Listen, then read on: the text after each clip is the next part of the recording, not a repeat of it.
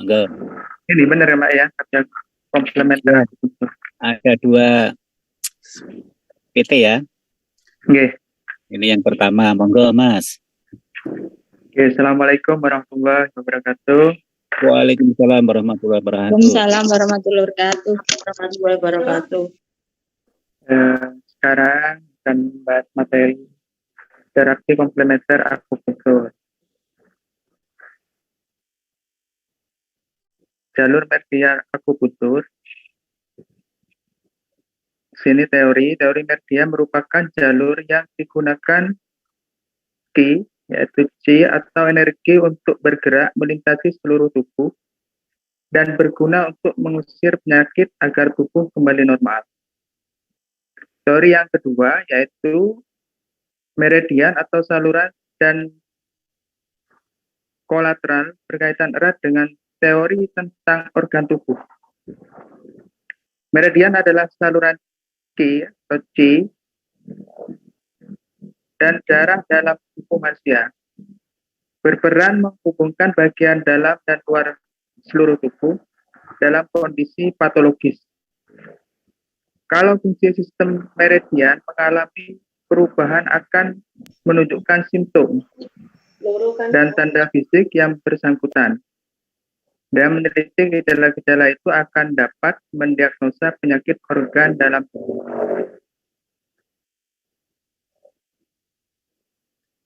Yang ketiga, jika energi di meridian lancar, itu akan menciptakan keharmonisan dalam tubuh dan tubuh kita mampu melawan penyakit. Sedangkan dalam kasus hambatan pada meridian akan muncul gangguan kesehatan. Fungsinya adalah penghubung bagian tubuh sebelah atas dan tubuh sebelah bawah, penghubung bagian tubuh sebelah kanan dan tubuh sebelah kiri, penghubung organ-organ dalam permukaan tubuh, penghubung organ-organ dalam dengan alat gerak, penghubung organ-organ dalam dengan organ-organ dalam lainnya, penghubung organ dalam dengan jaringan penunjang tubuh, penghubung jaringan penunjang tubuh dengan jaringan tubuh lainnya. Perasaan yang timbul pada tubuh pada tindakan penjaruman akupunktur: 1. Reaksi lokal atau regional. 2. Arus listrik dari permukaan. 3. Reaksi segmental. 4. Reaksi sentral sistemik atau umum. Jalur rangsaka yang timbul pada perangsang akupunktur. Bila titik akupunktur dirasa, maka akan terjadi beberapa macam reaksi, yaitu 1. Reaksi inflamasi lokal. 2. Transduksi interseluler. 3. Refleks kutaneosomta viscera. 4. Transisi neural kota.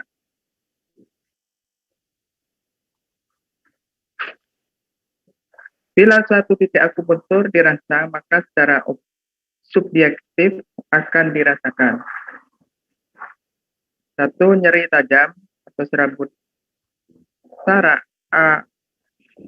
arop delta. 2. Nyeri tumpul serabut saraf C. Rasa berat dalam kurung serabut korpuskel PK tekanan.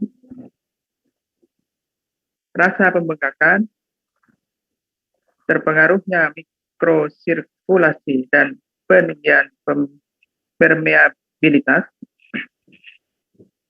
Corona kemerahan sekitar jarum masuk, dilatasi mikrosirkulasi.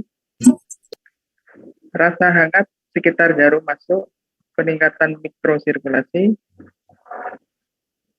Perangsangan lebih lanjut akan menimbulkan peninggian aba nyeri, dan apabila diteruskan akan timbul efek analgetik di daerah yang jauh dari titik rangsangan.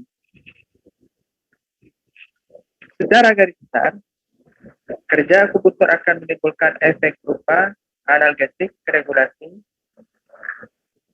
Efek regulasi dapat berupa relaksasi otot yang spastik, dua peninggian atau perbaikan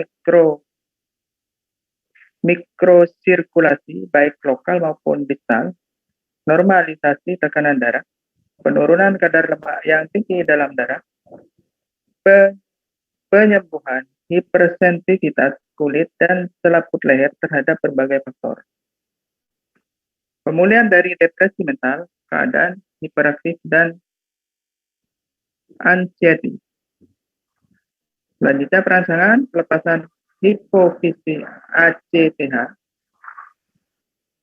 peninggian reaksi imun dan resistensi terhadap infeksi bakteri, normalisasi efektivitas organ viscera, selanjutnya normalisasi kadar gula darah, dan perangsangan regenerasi serabut saraf. Pemahaman aspek neuroendokrin imun sistem pada penjaruman dan perancangan akupunktur.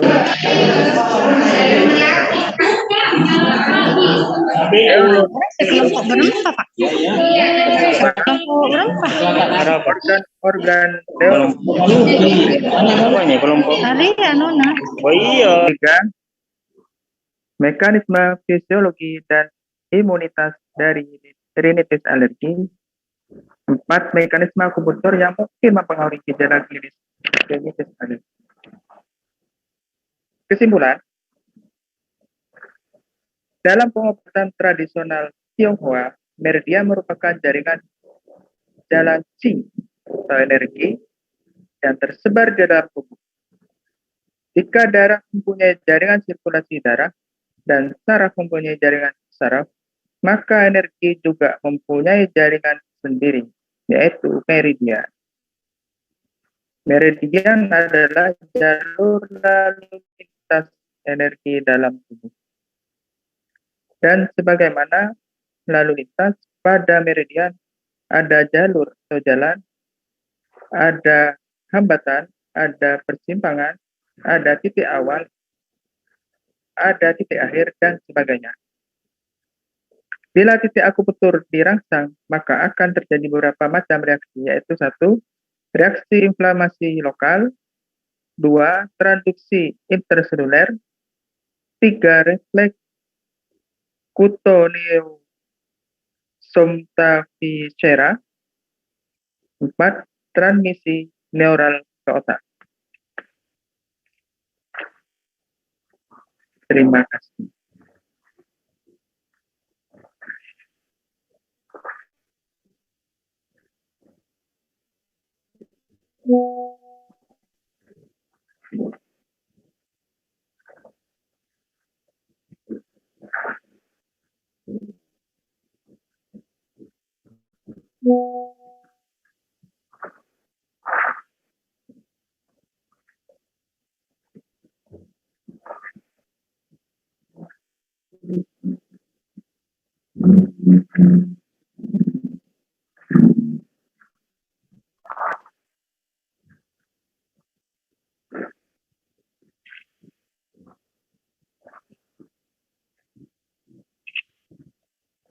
Cara-cara menentukan alur dan titik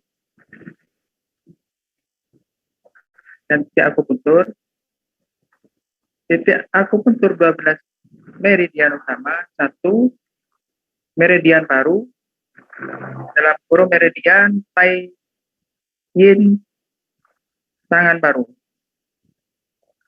Perjalanan ke meridian Tai Yin tangan paru-paru yaitu dimulai dari jauh tengah di daerah lambung, turun ke bawah untuk menghubungkan dengan usus besar, 3, naik kembali ke atas melewati kardiak orifice lambung dan menembus diafragma, menembus paru-paru, Selanjutnya naik ke daerah tenggorokan, berjalan ke bawah, melintang dan menembus permukaan tubuh di daerah dada sebagai titik lu 1 atau Z zong 2. Naik melewati satu ruang 3, selanjutnya naik melewati satu ruang 3 sebagai titik lu 2 atau Yun Men di tengah dari lekukan segitiga delto pektoral.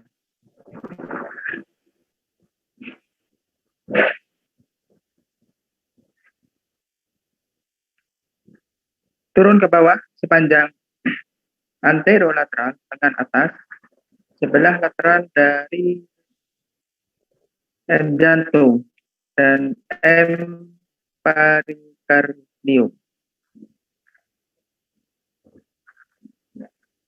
dan menuju fossa cubitus pada siku di titik lu 5 atau Chen, berjalan sepanjang anterolateral lateral lengan bawah menuju processus styloideus tulang radius dan mengikuti batas lateral arteri radius menuju pergelangan tangan pada titik lu 9 atau Taiwan. Selanjutnya menyusuri tengah aminen dan berakhir pada sisi radial di bawah kuku ibu jari sebelah titik lu 11 atau Xiang Sha. Sang Sang. Cabang keluar dari lu 7 atau Liquiu de styloideus berjalan di sisi radial langsung menuju jari telunjuk berakhir sebagai titik W1 atau Xiangyang yang merupakan titik pertama dari meridian susar. Ini gambarnya, gambar titik-titiknya dari tangan.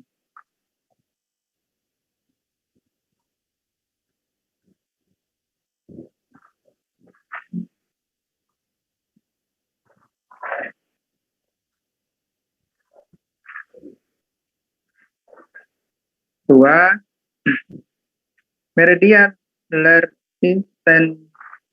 intestine atau yang Ming tangan usus besar.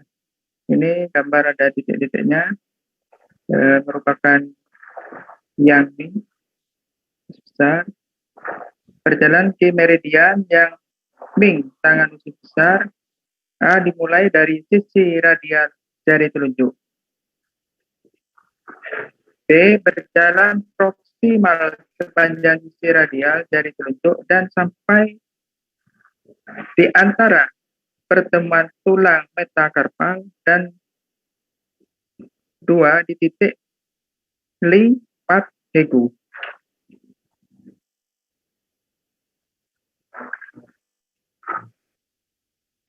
C. Mencapai lekukan di antara tendon extensor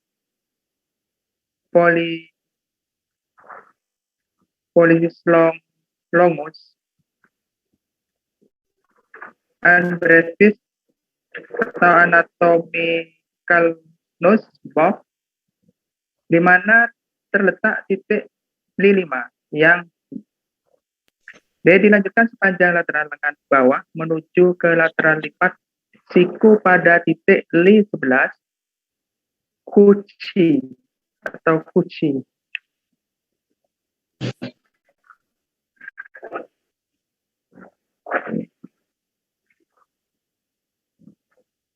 Ini ada gambar aliran ki organ yang Ming tangan usus besar. Jelas titiknya. E. Naik sepanjang lateral lengan atas ke persendian bahu pada titik Li 15 atau Jiangyu. Jiangyu. F. Menyilang ke belakang, bahu menuju lekukan antara tulang skapula dan lateral tulang clavicula sebagai titik Li 16 Juku. Dia berjalan pada titik media melewati titik C12 Ping Peng di tengah fossa suprascapular menuju titik Du 14 atau Da Zui di bawah proxipinalis C7 yang merupakan titik pertemuan dengan kelima meridian yang kaki dan tangan lainnya. Dari Du 14 atau Da Zui masuk ke daerah Kuipen di fossa supraclavicular di mana terdapat titik ST12 atau Kuipen dan berhubungan dengan paru-paru sebelum turun ke bawah menembus diafragma yang berhubungan dengan usus besar. Selanjutnya, cabang lainnya naik dari fossa supraclavicular sepanjang lateral leher, melewati pipi dan masuk ke rahang bawah. Jadi dari rahang bawah, berjalan melalui ST4 atau shaft, melengkung melingkari bibir atas dan bersilang dengan meridian dari sisi lainnya. Pada titik Du 26, Renshong di sepertiga atas filtrum.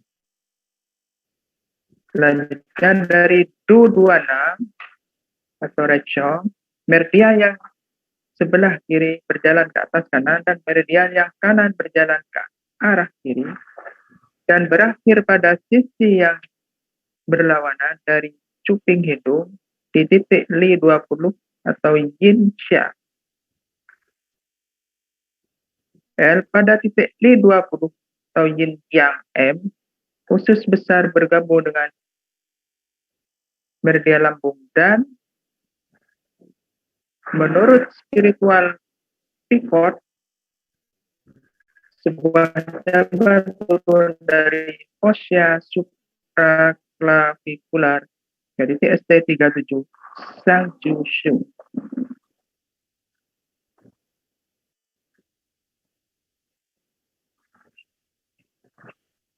Meridian stomak, yang ketiga meridian stomak yang kaki lambung. Ini titik-titiknya, gambarnya bisa dilihat.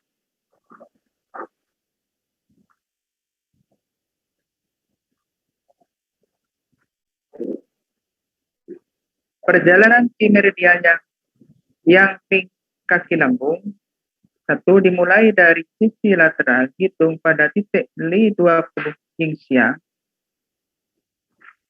naik ke canthus medial dan bertemu dengan meridian kandung kemih di titik BL1 Jingming. C. Naik sepanjang lateral tonjolan infraorbital menuju titik ST1 Chengqi.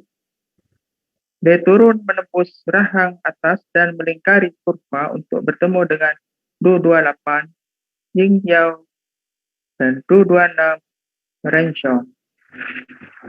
Dan melingkari bibir dan bertemu dengan meridian Ren pada titik TP24 Sheng Chia di labial groove dagu.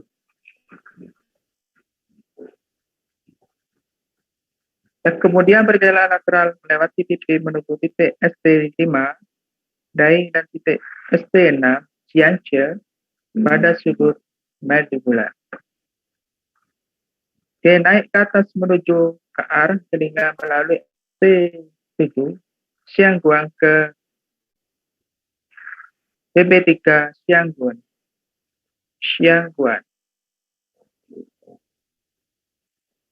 Naik sampai di bawah garis rambut di daerah temporal menuju ST8 atau Tongwei melewati GB6 Shuangli GB5 Xuanlu, dan GB4 Hanyang.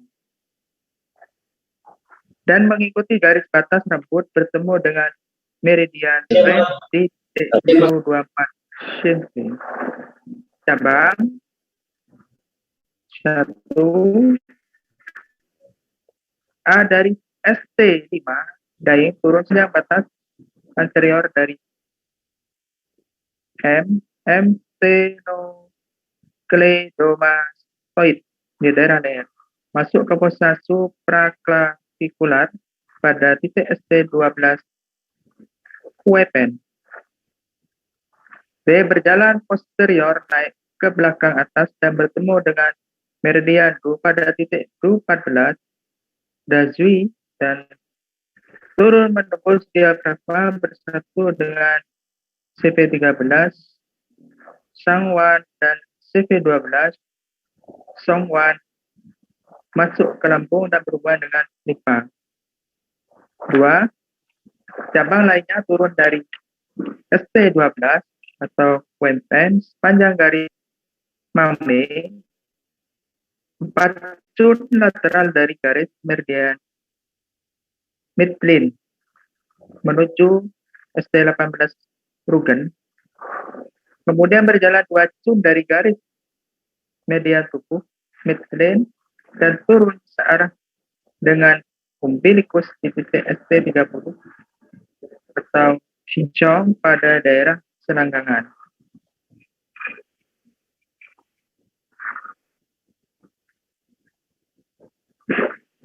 3. Cabang lainnya berasal dari pilorik orifis lambung, turun sepanjang abdomen dan bertemu dengan cabang lainnya di ST30 Xinjiang. 4. Dari ST30 Xinjiang turun ke lateral menuju titik ST31 Biguan pada aterolateral paha. B turun sepanjang lateral tepi tulang femur ke patella dan sepanjang sisi lateral tepi dari tulang tibia ke dorsu kaki, berakhir pada sisi lateral dari jari kaki kedua di titik ST45 Nidui. 5 cabang lainnya yaitu dari ST36 Zhuzhanli 3 cun di bawah lutut dan berakhir pada lateral jari kaki tengah. Dari dorsu kaki pada titik ST42 Changyang dan berakhir pada sisi medial dari ibu jari kaki di titik SP1 Yinbai atau Yinbai sebagai awal dari meridian limpa. Ini bisa dilihat titik-titiknya, tidak terlalu jelas.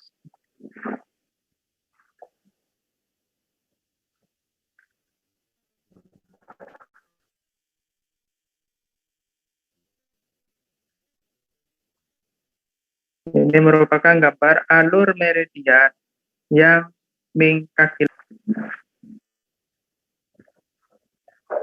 Ini dari kaki.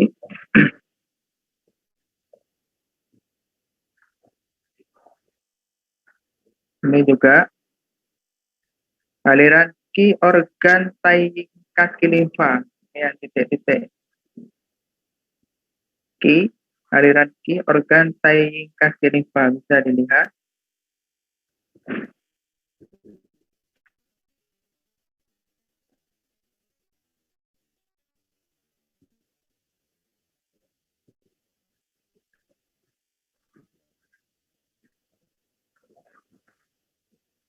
Mulai pada sisi medial dari ibu jari kaki.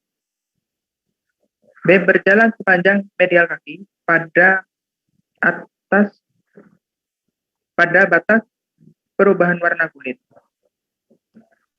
C naik pada bagian depan medial molledus internus di titik SP5 atau sang Q B. Naik ke medial tulang tibia ke arah sisi medial lutut di titik SP9 Yingli Kuan. E. Mengikuti permukaan medial paha atau di medial tungkai atas menyilang meridian hati. F. Kemudian bagian bawah abdomen di mana meridian limfa berhubungan dengan meridian Ren di titik CV3, Zhongli, CV4, Guan Yuan, dan CV10 Xiangwan sebelum memasuki limfa dan berhubungan dengan lambung. Bergabung di daerah lambung dan pertama naik pada pacul lateral dari garis median tubuh Medellin, kemudian namcun dari Medellin melewati titik GB24 Rio. LR14 Kimen atau Lu 1 atau Zhongpu kemudian turun dan berakhir di sela 3 ke 7 pada garis pertengahan ketiak sebagai titik SP21 atau Dambau. Cabangnya naik menembus diafragma, berjalan sepanjang esofagus dan menyebar ke permukaan bawah lidah. Suaranya Dan kurang dari lancar, Pak Jo. Oh, kurang lancar ya. Cek. Nanti Dari ngantuk lambung. semua. Peranjing, Pak. Iki aku teriak-teriak sini, Pak.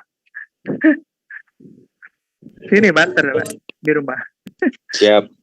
Sudah keras. Lanjut, Pak. Keras. Dari lambung naik menembus diafragma, mengalir untuk bergabung dengan jantung. Meridian limfa berhubungan dengan organ limfa, lambung, dan jantung. Ini titik-titik yang untuk alur meridian Tai Yin, kaki limfa. Bisa dilihat itu.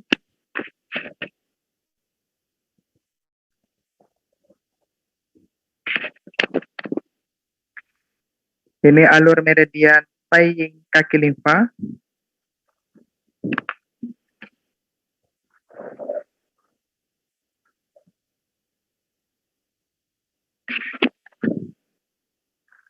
Ini gambar aliran ki organ Shao Yin tangan jantung. Perjalanan ki meridian jantung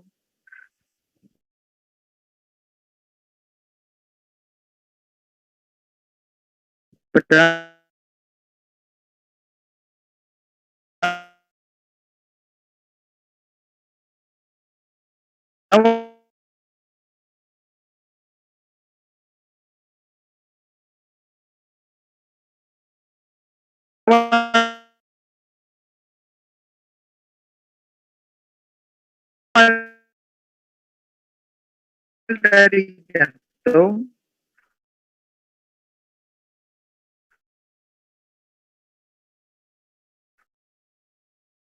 Ibu pendatang semua, saya lahir Beces.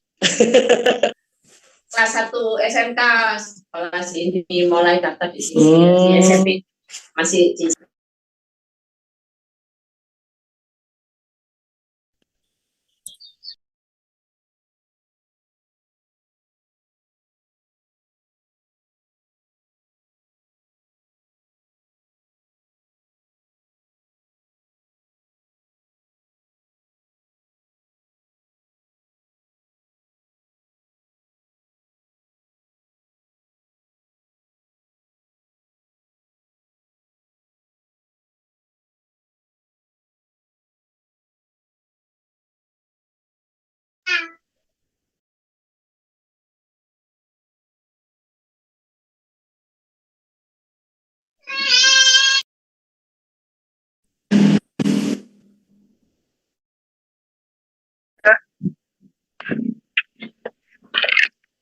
maaf keluar sendiri.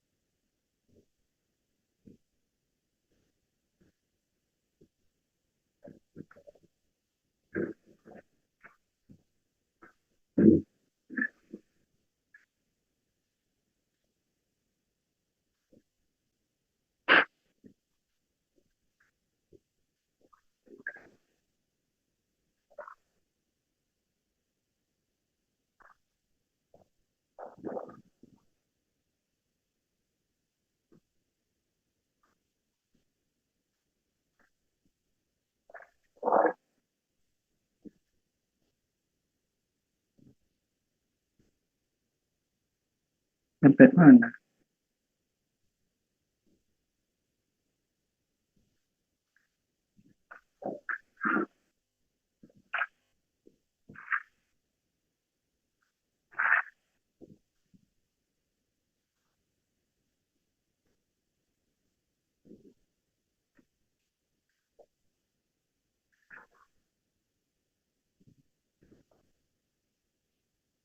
Saya ulang untuk meridian head saying tangan jantung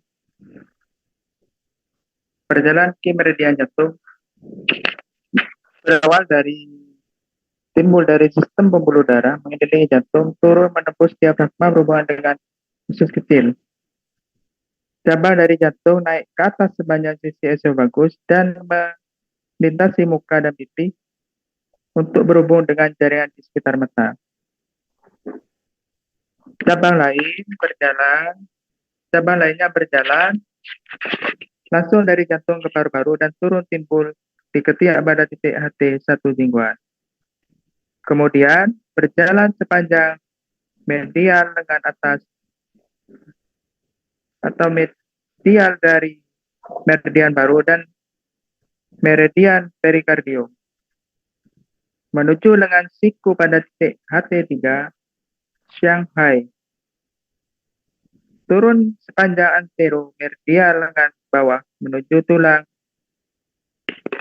yang berbentuk seperti kacang pisiform pada pergelangan tangan di titik HT7 atau Sandman dan kemudian berjalan melalui telapak tangan sepanjang sisi radial dari kelingking dan berakhir pada sudut radial dari kuku jari kelingking pada titik HT9 atau sancong. Meridial jantung berhubungan dengan organ jantung paru-paru dan usus kecil. Ini gambar dari titik alur meridian sanging tangan jantung.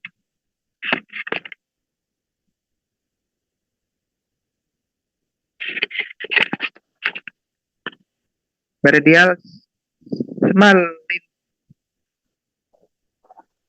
intestine atau tayang tangan usus kecil. Ini titiknya. Perjalanan ke meridian usus kecil dimulai dari sisi ulnar ujung dari kelingking pada titik S1 C1 atau Sanse naik sepanjang sisi ulnar telapak tangan sepanjang pergelangan tangan timbul sebagai titik C6 atau yang lau pada proxiloideus tulang ulna. Terusnya mengikuti tulang ulna menuju medial siku di antara olecra non ulna dan medial dari epicondylus sumerus pada titik C8 atau Shanghai berjalan sepanjang posterior lengan atas bersilangan dengan M pada titik Li14 binau menuju posterior persendian bahu pada titik C10 atau Noasu. Selanjutnya berbelok-belok zigzag dari fossa inferior ke fossa superior dari scapula melalui titik C11 atau Tiang Zhong dan C12 Biefeng dan kemudian ke medial dari tulang scapula pada titik C13 atau Kuyua. Melewati C14 Yang Waishu dan C15 Yang Zhongsu ke Du14 Lazim pada batas prospinalis C7 memotong meridian kandung kemih di titik BL41, Foven dan BL11 dan Zu. Turun ke fossa supraclavikular di ST12, Quaten dan berhubungan dengan jantung. Turun sepanjang esofagus, memotong meridian Ren di CP17, Diazong, dan menembus diafragma menuju lambung, dan memotong meridian Ren pada CV13, Shangwan dan CV12, Shangwan dan berhubungan dengan usus kecil. Cabang naik dari fossa supraclavikular ke leher dan pipi, terus ke shuntus lateralis, bertemu dengan meridian kandung empedu di GB1 Tangzilau, kemudian berjalan posterior menuju telinga dan memotong meridian kandung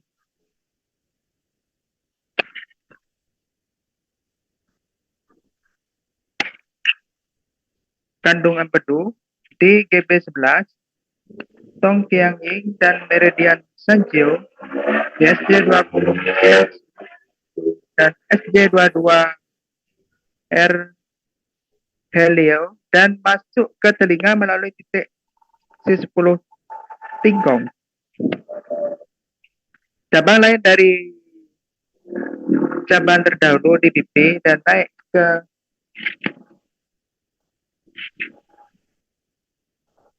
parorbita pada titik C18 atau Quan Liao, kemudian berjalan sepanjang lateral hidung ke canthus medialis dan bertemu dengan meridian kandung kemih pada titik BL1 atau Jingming. Menurut spiritual Privot, cabang lainnya turun ke ST39 atau Xiang Xiu yang mempermudah ke bawah dari meridian usus kecil. Meridian usus kecil berhubungan dengan organ jantung, lambung, dan usus kecil. Titik-titiknya. Meridian bladder atau tayang kaki kandung kemih. Titik-titiknya itu.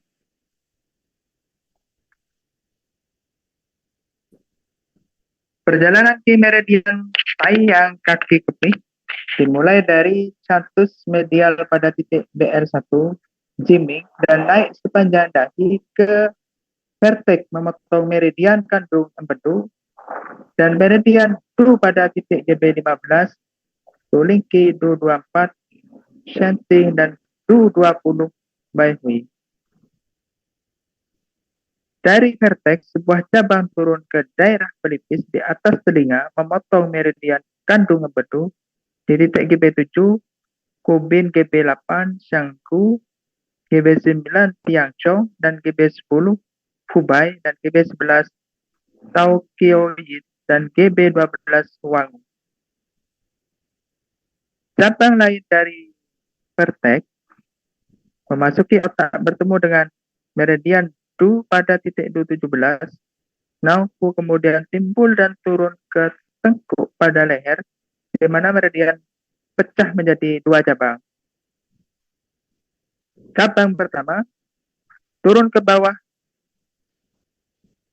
di posterior leher, bersilangan di titik Du14 Danzi dan Du13 Tandau, kemudian turun sepanjang sisi tulang belakang 1,5 cuan leher dari median menuju daerah luban. Dan menembus kedalaman anterior melalui musculus paravertebral untuk berhubungan dengan ginjal dan kandung kemih. Dan sebuah anak cabang menuju daerah tumbal turun sepanjang skrotum melintasi baktok dan turun ke fossa popliteal dari lutut di titik BL40 atau Wenzhong. Cabang kedua terpisah dari tengkuk dan turun ke batas medial dari skapula dan paralel ke tulang belakang 3 acuan lateral dari midline ke daerah gluteal. Melintasi butok menyilang di titik YB30 Wangtio, kemudian turun sepanjang paha, bertemu dengan cabang lain dari median T4 sapapiteal di titik BL40 Wenzhong. Turun melalui MM gastrocnemius dan titik posterior lateral malleolus eksternal pada titik BL60. Kunlun kemudian mengikuti sepanjang tulang mata tarsal kelima dan berakhir pada titik BL67 Xinjing di sisi lateral dari kaki kelima.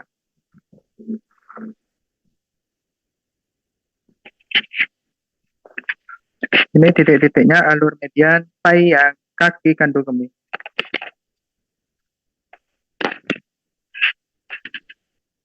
Ini dari alur median taiyang kaki kandung kemih yang dari kaki.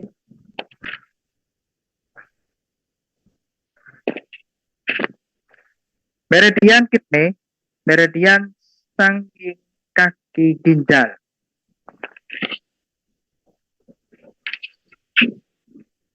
Perjalanan di meridian sangging kaki ginjal dimulai dari bagian bawah jari kaki kelima. Bersilangan pada telapak kaki di titik Q1 Yongguan, timbul di titik Q2 Rangu, interior dan inferior ke navicular tuberosity. Berjalan posterior ke malleolus medialis di titik Q3 atau Taisi, turun ke tumit dan naik ke bawah malleolus medialis Q6 atau Zhao-hai, terus naik sepanjang media tungkai bersilangan dengan meridian limfa di SP6 Sanyong-jiao. Langsung naik ke vasopaglitea pada sisi medial di titik Q10 atau Yingo dan sepanjang posterior medial paha ke ujung tulang coccygeus dan memotong M2 di titik 21 Zhangqiang. Selanjutnya masuk ke tulang punggung, memasuki ginjal dan berhubungan dengan kandung kemih. Bersilangan dengan meridian Ren di titik CV3 Songqi, CV4 Guanyuan dan CV7 Yangyo. Satu cabang titik dari ginjal naik menembus diafragma dan berhubungan dengan hati, masuk ke paru-paru dan naik sepanjang tenggorokan dan berakhir pada akar lidah, dan cabang lainnya terpisah di paru-paru bergabung dengan jantung dan beredar di dada untuk berhubungan dengan meridian perikardium di titik CV17 Jiangzhou. Meridian ginjal berhubungan dengan organ ginjal, kandung kemih, hati, paru-paru, dan jantung. Ini titik alur meridian.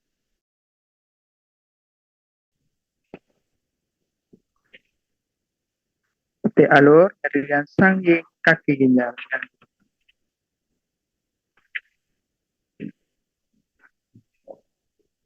Meridian perikardium head constrictor atau Juanying tangan. Perjalanan ke meridian Juanying tangan perikardium dimulai dari dalam dada, yaitu dari perikardium, berjalan ke bawah menembus diafragma,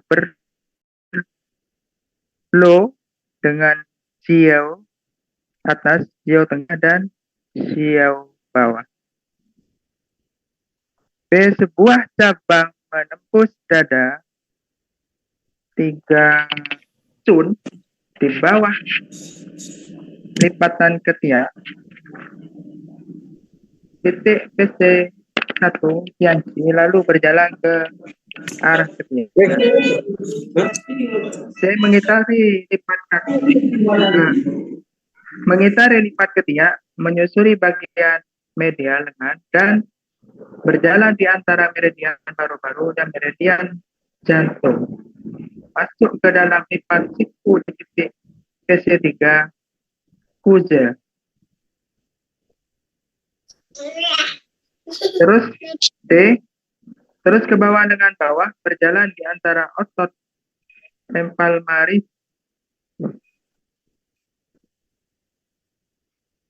palmaris longus dan flexor calpiradialis menuju telapak tangan di titik PC8 Laobong. Berakhir di ujung jari tengah di titik PC9 Zhangyong, dan cabangnya lainnya dari telapak tangan menuju ke jari manis berhubungan dengan meridian sauyang tangan. Meridian perikardium berhubungan dengan organ Sanjiao.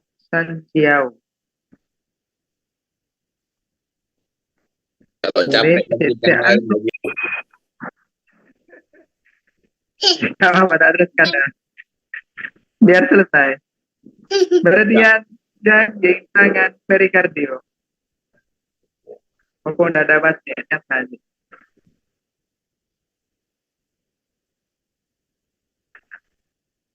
Meridian triple energizer atau sauyang tangan Sanjiao. Perjalanan ke meridian sauyang tangan Sanjiao dimulai dari ujung jari keempat, jalan ke atas menyusuri titik ulnar jari, tiba di antara tulang metakarpal 4 dan 5, berjalan pada dorsum tangan. Kemudian ke pergelangan tangan dan pada lengan bawah, perjalanan di antara tulang radius dan ulna, kemudian ke belakang oleh kranum di antara meridian usus besar dan meridian usus kecil, melewati bagian lateral lengan atas sampai di pundak melalui titik TE10 atau Tianjing, dan naik ke atas posterolateral tengah atas ke bahu menjelang meridian usus kecil di titik C12 atau Bing Feng, berjalan terus ke tulang punggung melalui Du11 atau Danzu, dan bersilangkan meridian Du pada titik Du18 atau Danzui. Naik lateral ke titik tertinggi dari bahu dan bersilang ke meridian kandung empedu pada titik GP21 Jiangxi. Turun anterior ke fossa supralavikular di titik ST12 Wanpeng dan beredar di antara kedua payudara titik CV17 dan Zhong, dan masuk dalam rongga dada berhubungan dengan perikardium dan menembus diafragma ke abdomen melalui titik CV12 dan berhubungan dengan jiao atas, tengah, dan bawah. Cabang dari dalam dan di titik CV12 jangwan di fossa supraclavicular, Naik sepanjang leher ke posterior telinga, melingkari belakang telinga melalui titik IPS ruang tiongyi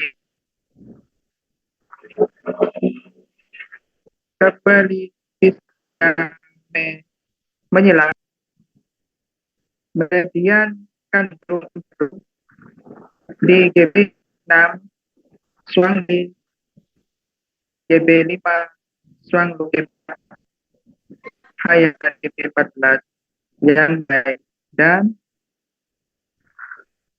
turun ke bawah melalui pipi menyelam meridian usus kecil di 18 Wan Liao naik ke inferior mata.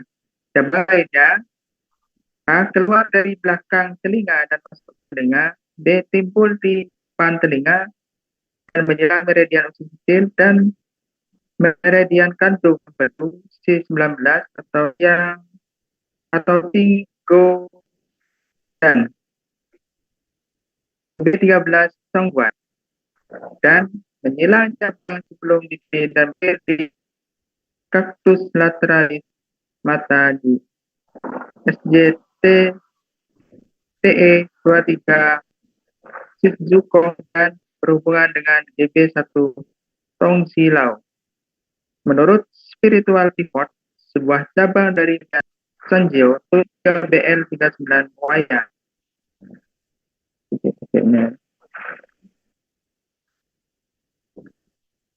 Jadi titik-titik alur meridian Sanyong Sanjio. Annyeonghaseyo. Oh, kok banyak? Meridian monggo dikasih. Kok banyak ya?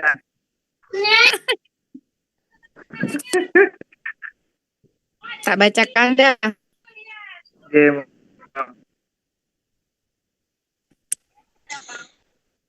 Meridian bladder sawian kaki kandung empedu perjalanan kajian sawian kandung A dimulai dari kanalis di titik GB1 sampai antara GB2 atau Tinghui, kemudian naik ke batas atas dari Zygomatikus di titik GB3 atau Sangguan. C naik ke sudut dahi pada titik GB4 atau hanya berjalan ke daerah depan telinga terus ke bagian dalam batas rambut sebelah temporal, membelok ke belakang telinga lalu bagian depan kepala, kemudian kembali lagi ke bagian belakang kepala dan meneruskan perjalanannya ke pundak. D dari pundak berjalan ke punggung bertemu dengan meridian DU di titik DU 14 atau Luzui. Kemudian ke lateral bertemu dengan meridian kandung kemih dan meridian usus kecil, lalu bersilang dan meridian Sanjiao masuk ke dalam fossa supraklavikuler. Cabang meridian A, sebuah cabang keluar dari titik TE 17 Vieng dan masuk ke dalam telinga. B, keluar melewati titik SI-19 atau Tinggong dan tiba di kantus lateralis mata. C, cabang lainnya mulai dari kantus lateralis mata menuju ke titik SI-5 atau Daying. D, dari meridian lambung kemudian membelok naik ke titik ST-6 atau dia bertemu kembali dengan meridian lambung, lalu meneruskan perjalanannya sepanjang leher dan tiba di fossa supraklavikuler, lalu bersatu dengan meridian semula.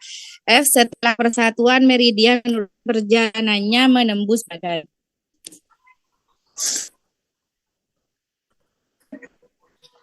G, masuk ke dalam rongga dada, menembus diafragma, lalu berleu dengan hati. H, kemudian menuju ke kandung empedu, menyusul bagian dalam iga-iga, kemudian ke bawah dan keluar pada titik S30 atau Kicong. I, melewati daerah pubis, melintang dan sampai pada Trochanter major femoris. J. Cabang meridian yang superfis berjalan dari fossa supraclavikuler. K. Turun ke bawah di depan lipat ketiak. L. Berjalan pada isi lateral dada, kemudian berjalan ke bawah menyusuri bagian lateral paha. M. Tiba di sendi lutut bagian lateral, lalu meneruskan perjalanannya pada bagian depan fibula, lalu ke depan malleolus externus dan terus ke punggung kaki. O. Dan berakhir pada jari kaki ke-4. P. Sebuah cabang lainnya lagi dimulai pada titik GB41 Zulinski dan berjalan melewati metatarsal 1, 2 dan berjalan menuju ke ibu jari kaki. Ini gambar aliran key organ sauyang kaki kandung empedu. Lanjut. Ini alur meridian sauyang kaki kandung empedu. Yang ini alur meridian sauyang kaki kandung empedu.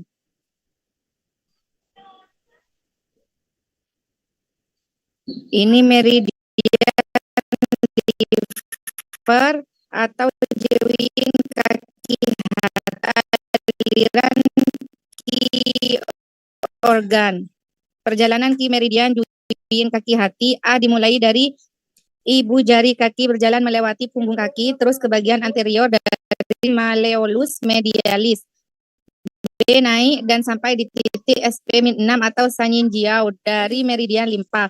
Kemudian melewati tepi medial tibia, berjalan menuju ke belakang, memotong meridian limpa kira-kira 8 cun di atas malleolus medialis. D. Terus berjalan sampai pada daerah pubis. Meridian ini melingkari alat kelamin dan bertemu dengan meridian Ren atau CV pada perut bagian bawah. E. Lalu meridian ini berjalan naik dan sampai pada daerah hipokondrium, lalu bersatu dengan meridian kandung empedu di titik LR 13 atau Zangmen, dan F masuk ke dalam badan berhubungan dengan hati, lalu leu dengan kandung empedu. G selanjutnya berjalan ke atas menembus diafragma, menyebar pada daerah hipokondrium. H menyusuri bagian belakang trakea dan esofagus. I naik ke atas masuk ke dalam daerah laring-faring. J selanjutnya berhubungan dengan mata, otak, serta puncak kepala atau ubun-ubun, berhubungan dengan meridian DU atau GV. Cabang meridian, sebuah cabang dari mata, turun ke bawah ke dalam daerah pipi dan selanjutnya mengitari bagian bibir. C. Cabang lainnya dari hati menembus diafragma lalu menyebar pada paru-paru.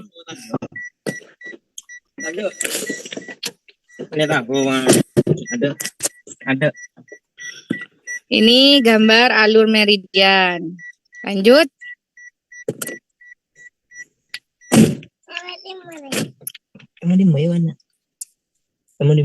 Ini alur. Lanjut. Sudah, lanjut. Sudah selesai. Lanjut. Sudah. Habis. Habis.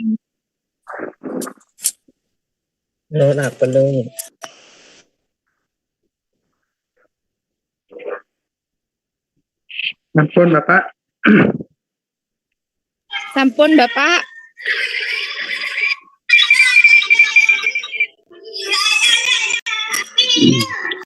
Ya, terima kasih. Ada yang didiskusikan, teman-teman semuanya? Mungkin yang buka praktek kultur, Pak. Langsung praktek mungkin, Pak. Yang buka praktek ada enggak nih di sini? Ada Mbak Kiki, Pak. Mbak Kiki itu. Ada Pak. Oh, yang di mana itu? Sembako apa mana itu ya? Besok, Pak. Oh, besok. Ya, besok. Oh, kalau itu beda itu ya. itu berarti menerapkan untuk hatra ya, penyehat tradisional, kan izinnya dari sana itu, dari teman-teman hatra ya, bukan dari perawat itu. Jadi karena untuk yang Mbak Kiki itu ijazahnya masih D3 sehingga tidak menggunakan izin perawat ya. Kalau perawat harus nas untuk izin prakteknya. Makanya prakteknya menggunakan izin hatra ya, penyehat tradisional atau pengobat tradisional ya, Batra itu. Nah, untuk itu alur izinnya memang berbeda dan itu tidak termasuk tenaga kesehatan. Sementara ini ya seperti itu untuk yang D3. Tapi kalau yang D3 mau praktek keperawatan ya sebaiknya gabung dengan yang nurse ya, yang punya ijazah nurse ya, seperti itu, seperti yang minggu kemarin saya sampaikan begitu, sehingga yang D3 pun juga bisa praktek untuk keperawatan. Nah, khusus untuk Mbak Kiki itu memang berbeda ya, dia tidak gabung dengan yang nurse, tetapi dia mempraktekkan hatranya, dan itu izinnya memang ada ya, sehingga legal. Izinnya ada, tidak ada masalah, tinggal ini keterampilannya aja untuk ditingkatkan ya, mungkin melalui pelatihan-pelatihan dari LKP ya, lembaga kursus dan pelatihan untuk pengobat tradisional. Banyak kok itu, banyak banget teman-teman di luar sana, di luar tenaga kesehatan itu banyak yang mempraktekkan pengobat atau penyehat tradisional itu dan berkumpul dalam suatu wadah organisasi profesi juga, profesi tenaga pengobat tradisional atau penyehat tradisional. Begitu. Nah, nanti kalau misalnya Mbak Kiki itu sudah lulus S1 dan NES, itu bisa izin untuk praktek keperawatan ya, sehingga nanti untuk hatranya itu penyehat tradisional itu masuk ke dalam praktek keperawatan. Jadi izinnya izin SIPP ya, sudah izin praktek keperawatan. Jadi masuk ke situ sehingga berubah bentuk menjadi keperawatan komplementer. Begitu. Nah, memang agak rancu kalau menurut saya, karena untuk pengobat tradisional itu ternyata kompetensinya itu ya mirip-mirip di keperawatan komplementer begitu. Ini yang lebih dulu siapa? Nah, ini yang menjadi pertanyaan besar sebenarnya. Ya, untuk holistik, untuk komplementer, ya itu bukan hanya di keperawatan. Ya, di luar sana teman-teman penyehat tradisional tuh sudah lebih dulu sebenarnya. Tapi sebelum itu, ya itu ada sendiri. Seperti akupunktur itu sudah ada sendiri. Mulai dulu akupunktur itu ada, cuma itu dari LKP itu, lembaga kursus dan pelatihan. Ya, akupunktur termasuk bekam, herbal ya. Herbal ada wadahnya namanya ASPT itu. Lalu untuk akupunktur dulu itu namanya PAKSI ya. Jadi Persatuan Akupunktur Seluruh Indonesia itu PAKSI. Nah, kalau bekam sampai sekarang itu ada perkumpulannya namanya adalah PBI ya, Perkumpulan Bekam Indonesia. Di luar sana masih ada lagi banyak, bahkan menamakan dirinya sebagai mitra Kemenkes ya. Ada PPTI gitu ya, ini Perkumpulan Penyehat Tradisional Indonesia. Nah, itu PPTI. Ini ternyata orang-orangnya adalah para pensiunan pegawai Kemenkes. Jadi para pensiunan pegawai Kemenkes yang di situ punya ijazah kesehatan, tapi bukan perawat, bukan dokter, bukan bidan, tapi kesehatan lain gitu ya. Sehingga dia itu pengen, tapi ada juga yang perawat itu, pengen tetap eksis dalam bidang kesehatan. Akhirnya mereka hasil dari pelatihan-pelatihan dulu itu digunakan untuk praktek ya, untuk praktek. Nah, di situ ya ada yang praktek akupunktur, bekam, herbal, bahkan ada yang istilah lain itu seperti totok saraf, ya, Vespa, terus macam-macam, banyak banget. Jadi banyak banget keterampilan hatra, penyiar tradisional di luar sana itu banyak banget. Ada yang menamakan kelompoknya itu sebagai perkumpulan penyiar Nusantara, nah, ada yang seperti itu, ya. Ada lagi yang kumpulan itu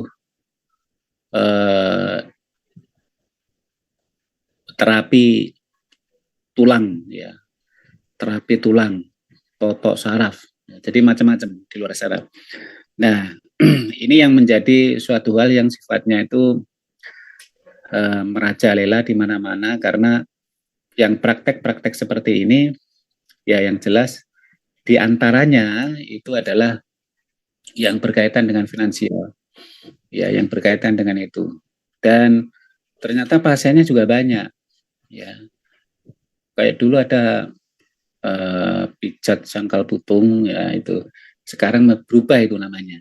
Tapi itu memang diakui, dan pasiennya ya memang mengakui dia itu bisa disembuhkan, ya, dengan perantara totok saraf, ya, terus krek-krek totok tulang gitu, ya, ada yang seperti itu.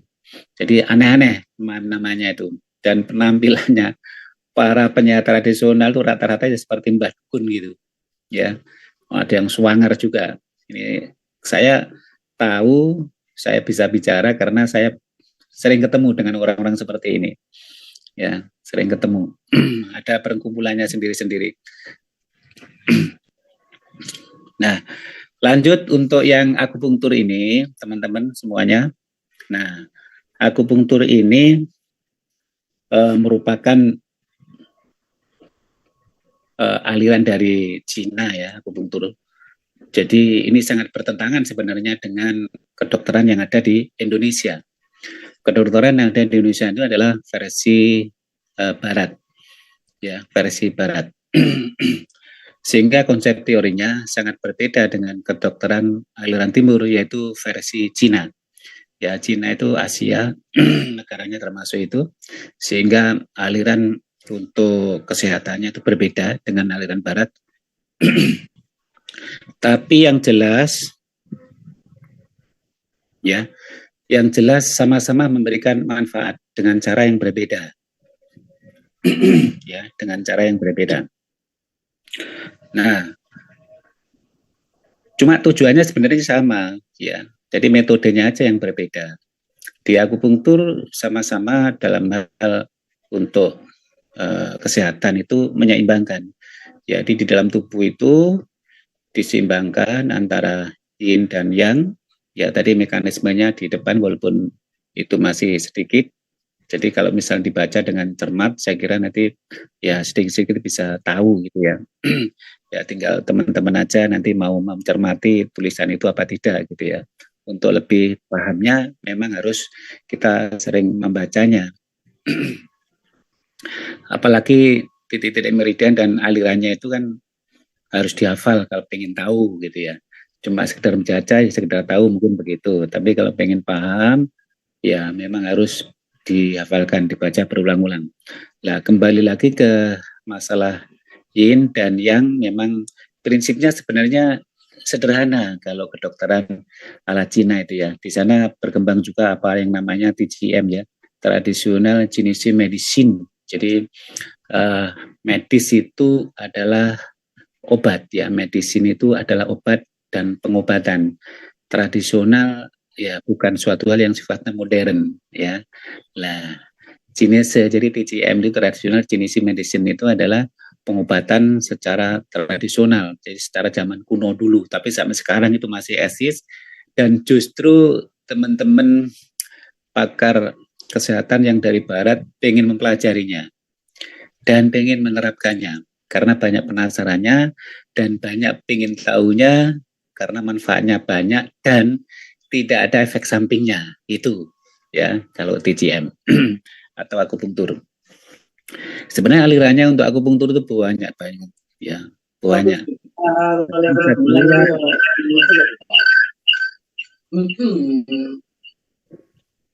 Ya.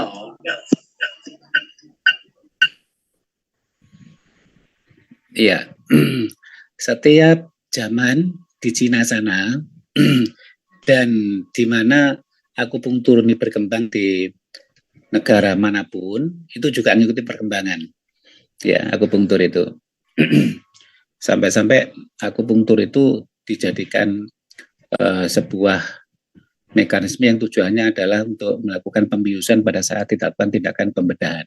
Jadi ini kombinasi antara, kalau bedah yang jelas ini versi barat kan, pembedahan itu merupakan kedokteran dari Eropa ya, dari barat untuk pembedahan itu. Kalau di Cina tidak melalui mekanisme pembedahan seperti itu, walaupun di sana juga ada ya, dokter bedah itu ada ya, cuman bedanya adalah untuk kasus-kasus yang memerlukan pembedahan itu tidak ditangani dengan cara bedah, tapi ditangani dengan secara keseimbangan.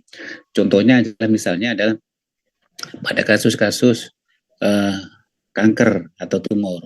Kalau di sana tidak menggunakan pembedahan, tapi menggunakan herbal. Ya, tadi TCM itu kombinasi antara teknik akupunktur dengan herbalnya. Jadi teknisi tradisional Chinese medicine itu medisinya adalah obat dan pengobatan. Nah, untuk tekniknya itu menggunakan hal-hal yang berkaitan dengan pengobatan secara herbal. Jadi di sana memang sangat diupayakan supaya sesuatu hal yang masuk ke dalam tubuh itu tidak ada zat kimianya, ya, karena zat kimia itu merupakan racun di dalam tubuh sehingga harus dikeluarkan dan tidak boleh ada racun yang masuk ke dalam tubuh karena itu akan mengganggu keseimbangan yin dan yang, ya. Jadi obat-obat yang masuk ke dalam tubuh kalau di Cina itu adalah obat-obat yang herbalis, artinya obat yang tidak ada zat kimianya. Herbal itu adalah tanaman ya. Jadi tanaman herbal yang dijadikan sebuah obat, ya di situ tidak ada campuran dengan zat kimia. Ya, zat pengawet juga tidak ada di dalam obat herbal itu. Ya, diusahakan seperti itu kalau obat di Cina sana ya.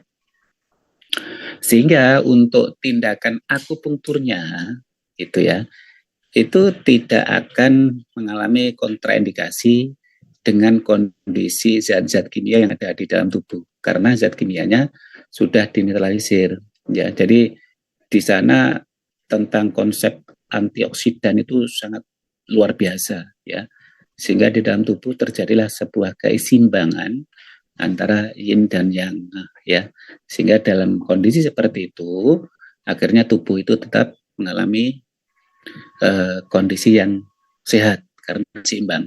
Sehat itu sebenarnya karena keseimbangan. Ya, di mana-mana kalau sudah seimbang ya sehat. Ya, jadi normal gitu ya. Kalau seimbang itu. Nah, untuk itu di mana perkembangan untuk akupunktur itu disesuaikan dengan kondisi antara regulasi sebenarnya ya, peraturan-peraturan yang ada di negara tersebut. Nah, kalau di Indonesia ini saat ini sangat terbuka ya, sangat terbuka artinya model atau metode pengobatan dari luar juga diperbolehkan, dari dalam juga dikembangkan. Ya, contohnya adalah seperti bintang 7 ya. Bintang 7 itu yang memproduksi antamin ya, sampai sekarang masih eksis, bahkan luar biasa itu kontribusinya dalam hal bidang kesehatan di masyarakat ya, ya dengan jahenya itu ya, wah ini luar biasa. Jadi di Indonesia sangat terbuka karena boleh dan tidaknya melakukan sesuatu apalagi dalam bidang kesehatan ini kan tergantung daripada aturan, apalagi kita sebagai tenaga kesehatan boleh dan tidaknya melakukan sesuatu juga tergantung daripada hukum ya. Kalau hukum mengatakan boleh, nah, ya alhamdulillah ya, termasuk kita sudah dilindungi undang-undang keperawatan itu merupakan regulasi yang luar biasa ya di Indonesia gitu ya, termasuk untuk penyiar tradisional jamu ya, itu sampai sekarang masih dibudayakan ya. Seperti kondisi kemarin pada saat ada pandemi seperti itu, kita tahu, kita paham bahwa untuk masalah corona, sebuah virus ya, virus yang tidak bisa dianggap sepele karena virus itu tidak bisa diobati ya, tidak bisa menggunakan obat yang beda, yang seperti mikroorganisme yang lain ya. Kalau bakteri ya, fungi atau jamur ya, rickettsia ya, flagellata ya, kelompoknya streptococcus itu bisa diobati dengan antibiotik, dengan anti jamur ya. Tapi kalau virus tidak bisa. Makanya kemarin pada saat kondisi pandemi untuk corona seperti itu ya, luar biasa kita sebagai bangsa yang terkena seperti itu, baik mulai dari semua kalangan ya menghadapi hal semacam itu ya, kondisi itu sangat mencekam. Bayangkan yang meninggal berapa ribu ya, yang sakit berapa ribu ya, setiap hari ada terus ya. Nah, sekarang alhamdulillah sudah reda, insya Allah bisa selesai ya untuk ini. Karena kita tahu bahwa virus itu tidak bisa dibunuh atau dimatikan dengan obat kimia. Karena virus itu dilindungi badannya itu atau tubuhnya oleh kapsul. Sehingga kapsul itu ya tidak bisa ditembus oleh obat zat kimia tersebut. Termasuk virus HIV/AIDS itu tidak bisa. Ya, tidak bisa diberikan antivirus, tidak bisa. Ya. Nah, kalau orang terkena virus bisa sembuh, itu karena kondisi fisiknya bagus. Ya, bukan karena obatnya. Ya, karena kondisi fisiknya bagus. Mungkin obat-obat yang bersifat untuk meningkatkan antibodi itu ya, seperti vitamin-vitamin roburansia itu ya membantu untuk mengkondisikan fisiknya menjadi lebih kuat sehingga bisa melawan virus ya, seperti itu. Tapi kalau virusnya itu sendiri tidak bisa ditembus oleh obat antivirus ya, tidak bisa. Ya. Nah, sehingga bagaimana kondisi fisik ini bisa membaik ya, bisa meningkat antibodinya ya dengan ramuan-ramuan tradisional itu sebenarnya ya, termasuk vitamin. Di dalam makanan juga banyak vitamin ya, di dalam jamu-jamu juga banyak zat-zat yang berkaitan dengan peningkatan stamina sehingga imunitasnya meningkat ya, sehingga bisa tubuh ini bisa melawan virus tersebut. Nah, gitu. Karena virus itu kan ya seperti benalu ya, virus itu makan hidupnya kepada host, jadi jangan merugikan host ya, begitu. Nah, kalau di Cina itu sistem pengobatannya memang seperti itu ya, beda dengan Barat. Maka aliran kedokteran yang dari Barat ini sangat bertentangan dengan praktek-praktek pengobatan yang ada di negara Cina. Tetapi sekarang sudah banyak teman-teman dokter itu yang mempelajarinya ya. Ada juga spesialis akupunktur ya. Jadi justru ini aneh gitu. Jadi konsep teorinya berbeda tapi dimasukkan ke dalam dokter, tapi kedokteran spesialis akupunktur ya, seperti itu.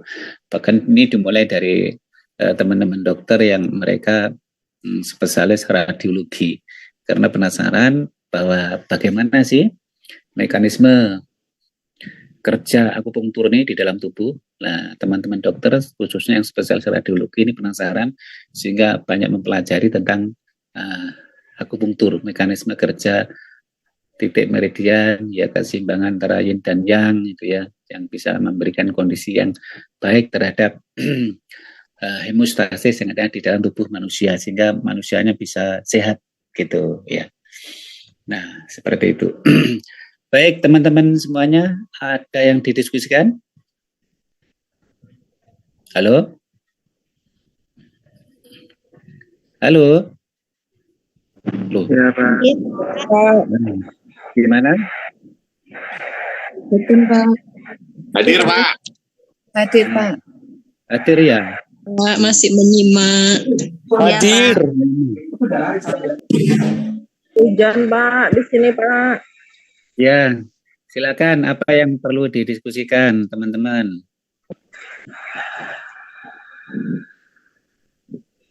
Ada yang perlu didiskusikan? Baik, kalau tidak ada, saya tambahi sedikit yang berkaitan dengan profesi kita, ya. Kita tahu bahwa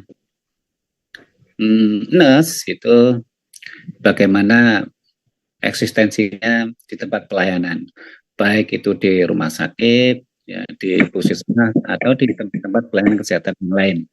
Apa yang kita lakukan selama ini, ya, sebagai nurse di praktisi di lapangan adalah seolah-olah melakukan kegiatan-kegiatan yang sifatnya itu adalah pendelegasian, atau itu adalah sebenarnya tanggung jawab dari profesi lain. Ya, kalau kita praktek mandiri pun kita lakukan. Ya, yang jelas itu juga merupakan legalitas dari profesi lain. Banyak seperti itu. Ya. Nah, sekarang ini sebenarnya kesempatan dengan adanya keperawatan komplementer, ini kesempatan.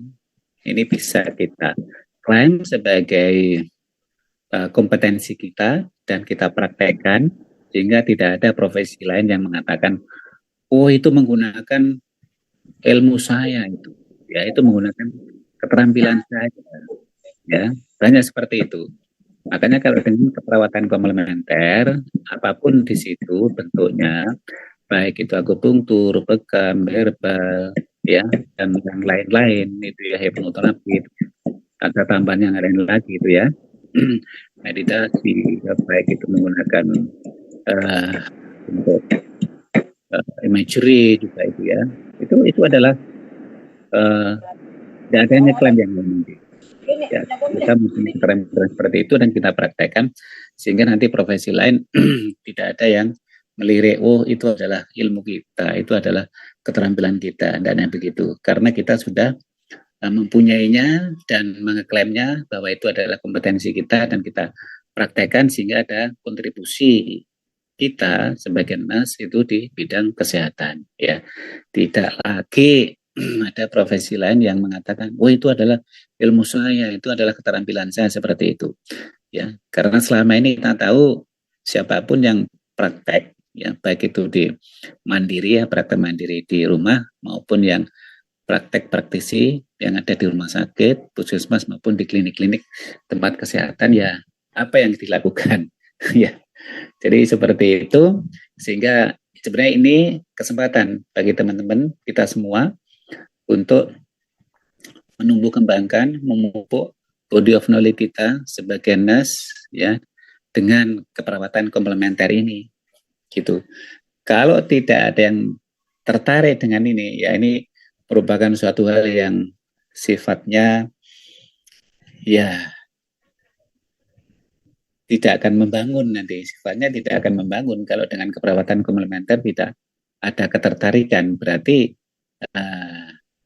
belum ada perubahan, belum ada perkembangan untuk membangun dalam hal body of knowledge di bidang nurse ini, ya, di keperawatan ini, gitu.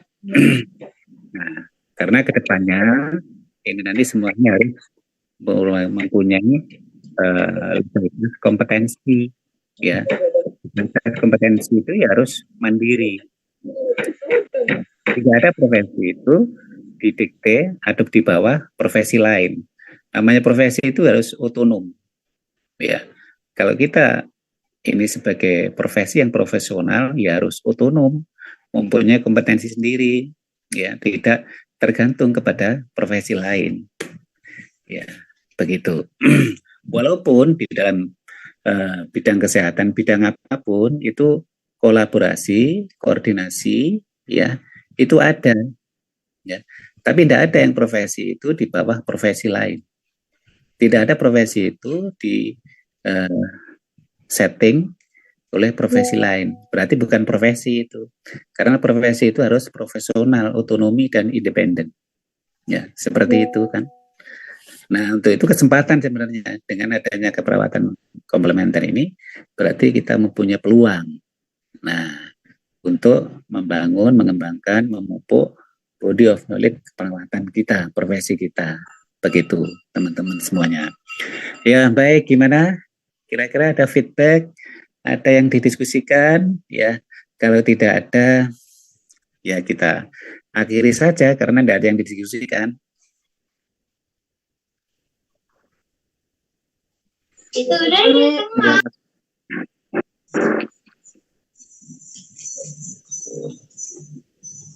Ya, tidak ada yang didiskusikan? Izin tanya sebentar, Pak. Ya. Iya, Pak. Mohon maaf sebelumnya izin bertanya. Bagaimana jika untuk obat-obat tradisional yang belum memiliki izin atau BPOM, Pak, yang dijual bebas? Yang ditanyakan apanya ini ya? Obat tradisional belum memiliki izin bebas.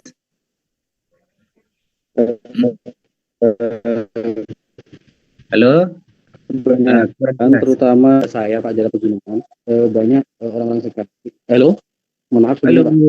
Banyak di daerah saya, terutama di daerah Pegunungan, yang menjual obat-obat bebas, terutama obat tradisional itu Pak, yang diracik sendiri atau bagaimana Pak. Jadi sebagai tim kesehatan itu menindaklanjuti itu bagaimana Pak? Oh, maksudnya begitu ya. Baik, negara kita adalah negara hukum.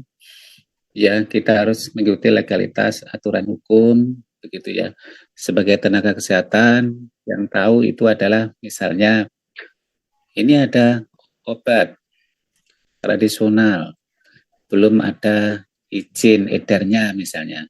Karena obat itu walaupun tradisional itu harus dilakukan uji klinis. Ya, harus dilakukan uji klinis walaupun obat itu tradisional sehingga sampai mendapatkan izin edar dari BPOM ya, gitu.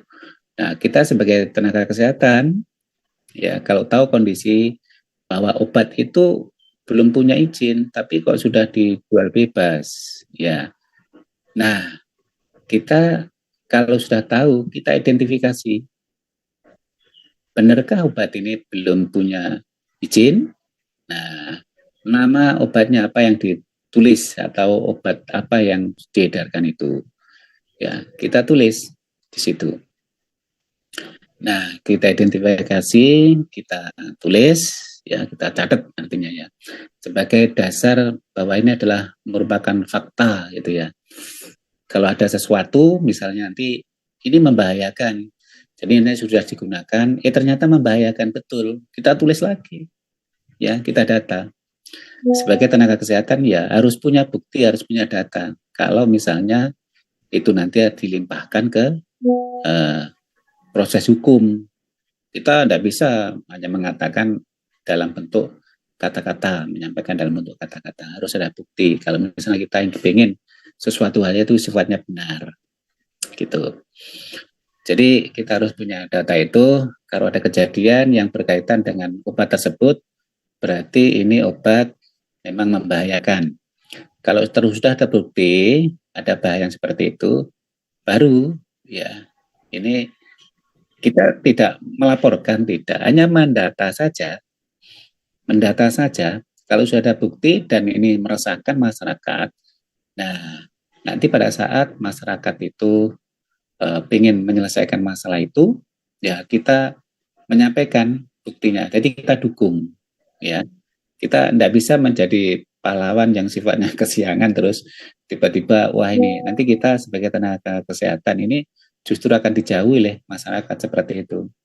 Ya, jadi kita melindungi, ya, tapi dalam hal ini adalah dari pelindung yang benar, ya, jadi pelindung yang benar. Tidak kita seolah terus ganti mencil, terus akhirnya kita menjatuhkan orang lain gitu ya.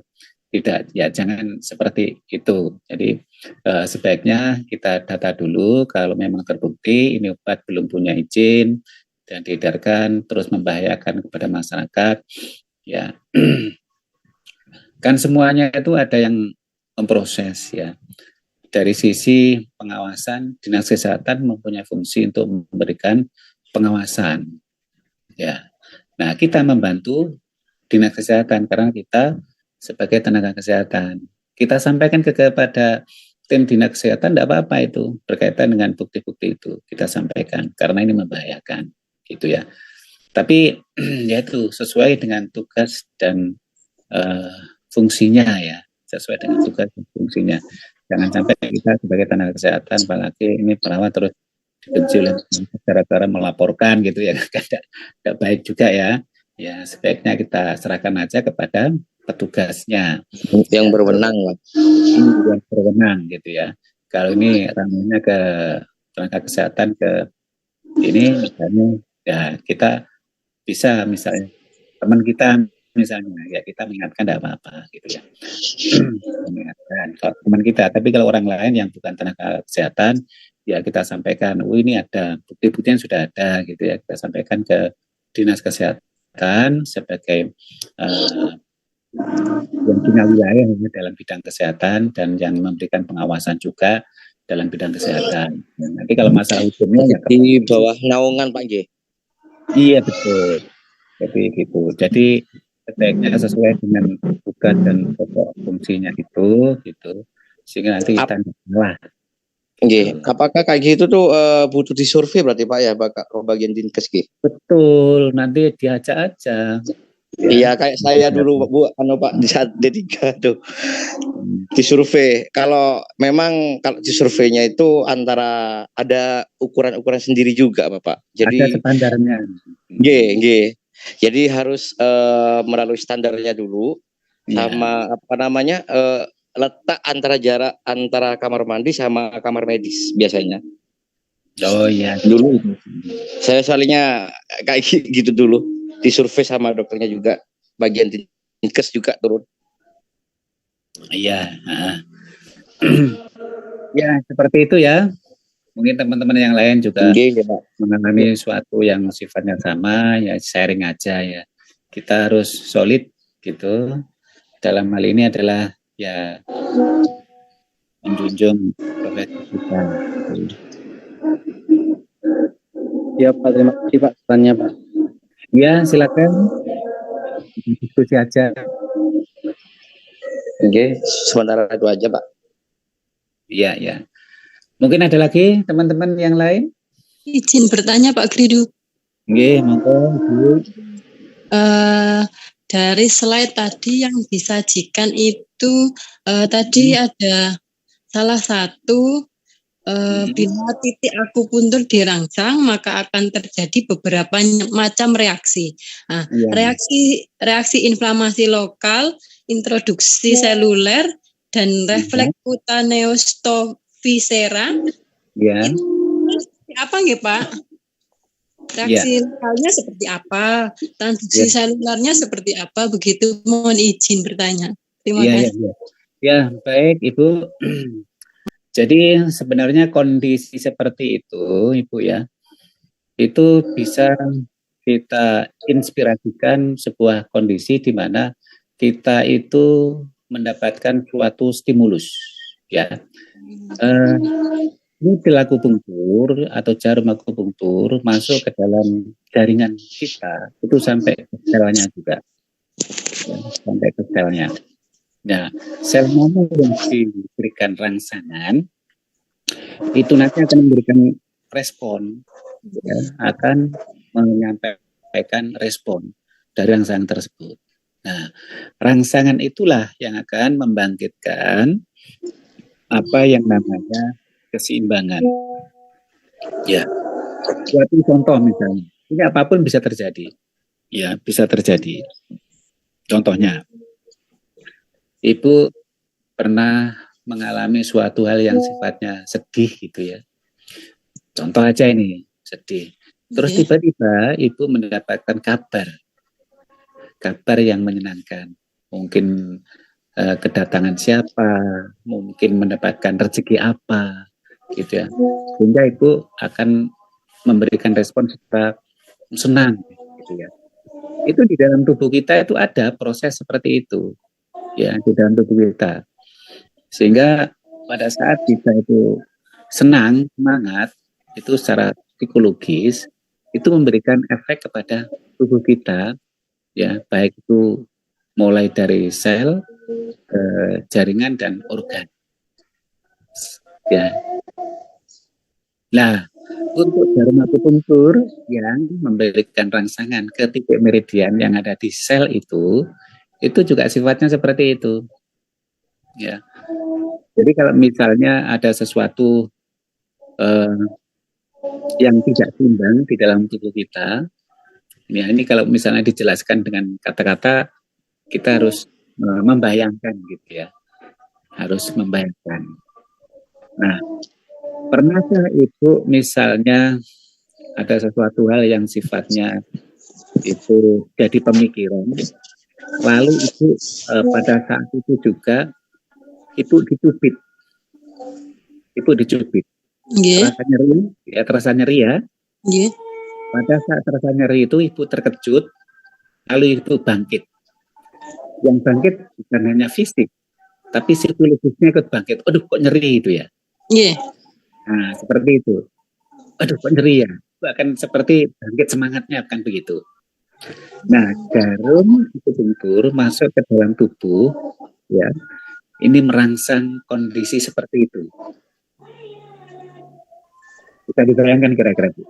Jarum yang masuk ke dalam tubuh pada titik meridian tertentu, ya, dari targetnya sasaran tepat pada titik meridian tertentu yang mengalami kondisi tidak seimbang karena sakit, itu akan bangkit, ya, yang berlebihan menjadi menurun, yang kurang menjadi meningkat, gitu. Bisa dibayangkan. Jadi responnya seperti itu di dalam tubuh itu. Iya, iya Pak. Bisa diterima kira-kira responnya seperti itu. Iya, siap. Cuman ya tidak seterasa seperti kita dicubit, karena jarum akupunktur itu masuk itu tidak sakit loh, tidak sakit, hanya terasa tapi tidak sakit karena kecil sekali sehingga seperti hanya masuk di pori-pori, ya, tidak sakit.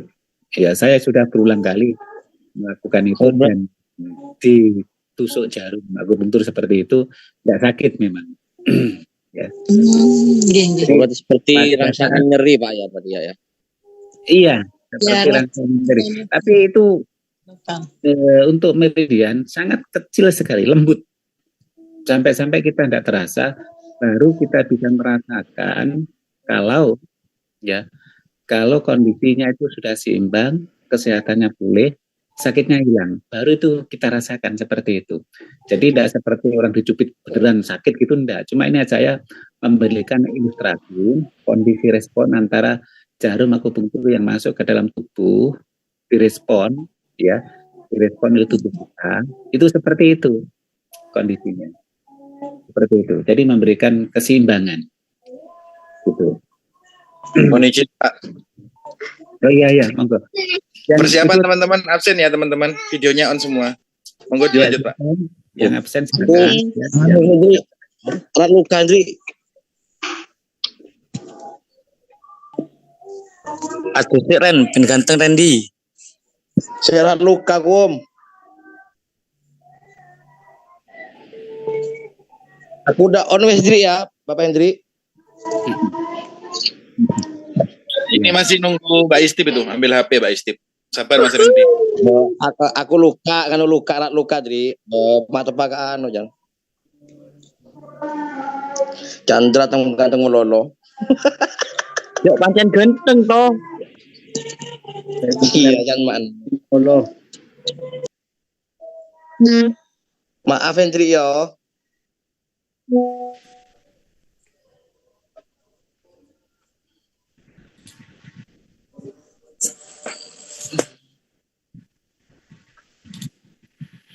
Ya, gimana teman-teman semuanya?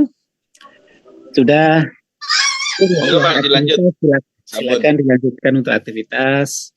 Untuk Terima yang kasih bisa Pak mengikuti, Gubernur atas jawabannya.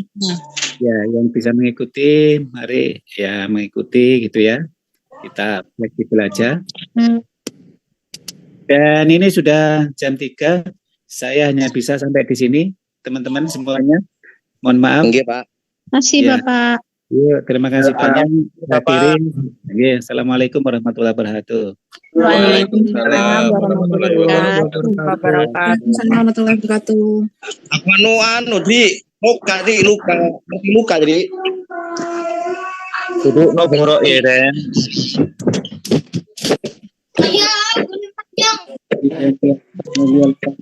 Merana. Wes Pak Endi. Mari visita. Mari wes Pak Endi. Coba ini.